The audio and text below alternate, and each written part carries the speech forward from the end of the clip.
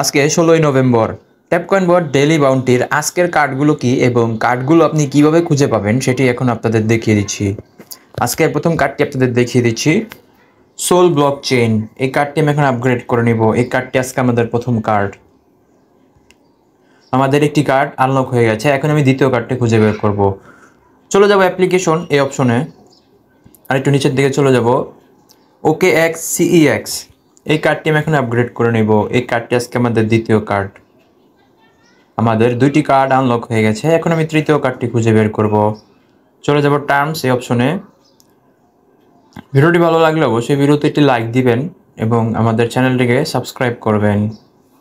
তৃতীয় কার্ডটি খুঁজে বের করছি, প্রিসেল।